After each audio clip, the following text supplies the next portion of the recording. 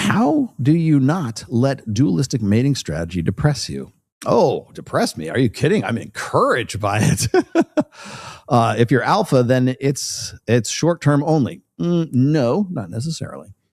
If you're beta bucks, then it's long term. But she's settled for you. Seems like nothing good. It depends on what your predominant character is. I have fielded this question so many times. How do you not get depressed by dualistic mating strategy? Well, it depends on what end of the stick you're on. Are you in the sharp end of the stick? Or are you on the good side of everything, man? Because hypergamy works great for guys who like are selected. Fucking awesome. Guys who fuck, guys who got the sports fucking gene, yeah, they got no problem with dualistic mating strategy. It is to their benefit. And then here's the thing: is you're presuming that short term only, presuming that long term is the goal. You got to see. Here's the thing: is you have to take good and bad out of your thinking when it comes to red pill. So when it comes to intersexual dynamics, you can later down when you have a better understanding of the dynamics and the truth and everything, then you can insert moralism and you can say, well, this seems to be the best way to go about things, right? Fine. But for the moment, just for the moment, take all of the religion, take all of the moralism, take all the ethics, take the good and the bad out of it. What is real? What is true? Great. Okay, dualistic mating strategy, alpha fucks, beta bucks. I don't need to go over that again. If we're going to say that, okay, it might not be 100% true, but it is 97.6% true.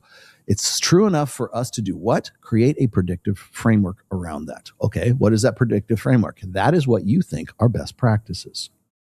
So, MGTOWs, just walk away. Walk away. That's MGTOW. Okay, that's a practice.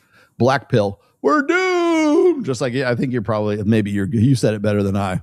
We're depressed because you don't see the opportunity in dualistic mating strategy. You don't see that there's opportunities there.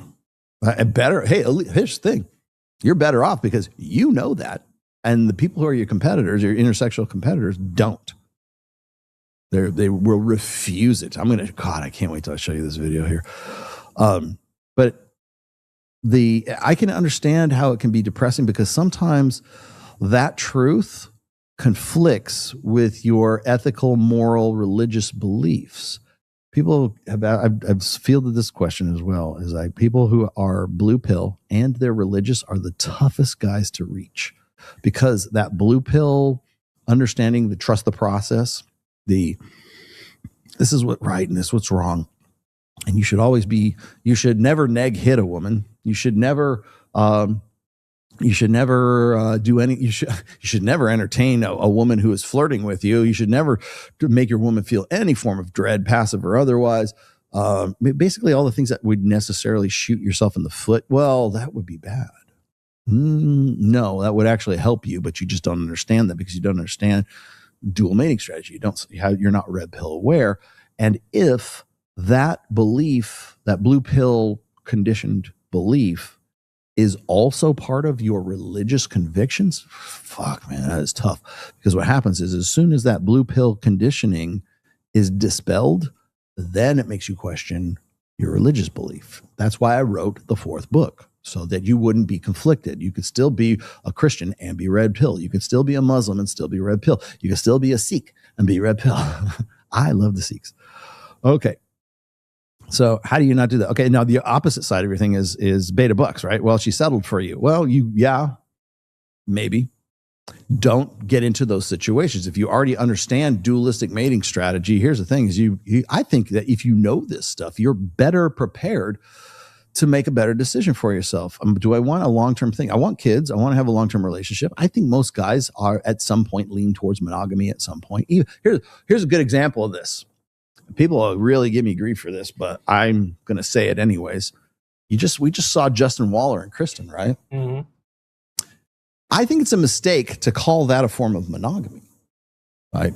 Because people say, well, this is their form of monogamy. No, it's not. It's closed on her end and it's open on his end.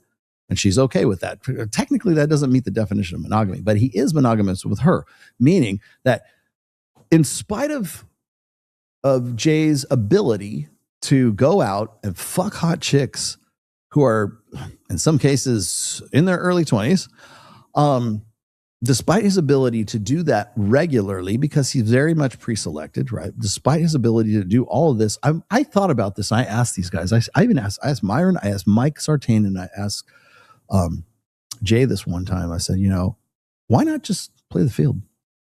Right? Why do you want a girlfriend at all? It seems like that would be like something that's a little bit more, labor intensive than you would like. If you're just going to play the field, if you're just going to be non-exclusive, just be non-exclusive. I don't understand why you would want to put a baby in some chick and carry on as if you're husband and wife, but yet you're still fucking other chicks, right?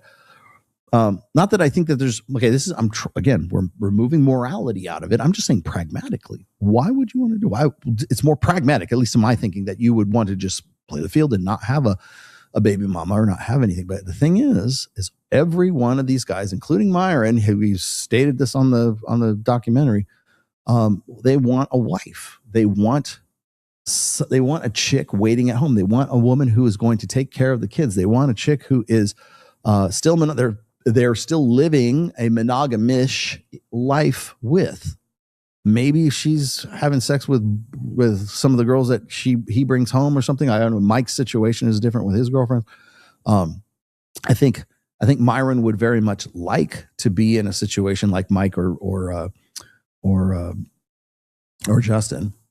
Whether that's realistic, I don't know, because I think Myron is actually so fed up with women that he would just simply like, fuck it, I don't care. But they're living a different lifestyle. But even in that lifestyle, the guys who can do this, they have the money, they have the ability, they have the game, they have money, muscles, and game. They have the capacity to fuck sports fucking, right? They're guys who fuck, but they're also guys who still want to have a girlfriend or a wife or a baby mama, whatever you're going to call it. There's still that desire to have home base. I'm going to leave the home and I'm going to go out and make money and do what I do. And if I see a hot chick along the way, I'm going to have sex with her, but I'm still going to come home to that one chick. And this has been described, I think Justin made this point, and I know that Sterling has made it as well, and they've asked girls on our podcast and other podcasts as well, but they're saying, put a question out. I'll ask it right here. You can answer it in the comments, or you can answer it in the chat. Is it possible for a man to be fully committed and fully in love with a wife, with one woman, and still have sex with women outside of that and want to come back to the woman that he loves? Is that possible? Is it possible for a man to love more than one woman? Is it possible for a man to be sincerely in love with that woman and still go outside of the marriage to get sex and then come back? Right. And I'm not even talking about like cheating. I'm just saying it's an open marriage and it's closed on her end. Right. Is that possible? Absolutely. It's possible. Absolutely. It's possible. Whether it's morally correct or it's ethically correct or whatever, pragmatically correct, that's up to interpretation at this point. But does the possibility exist? Yes, of course it does. And I think that's what throws guys like Louis Theroux off.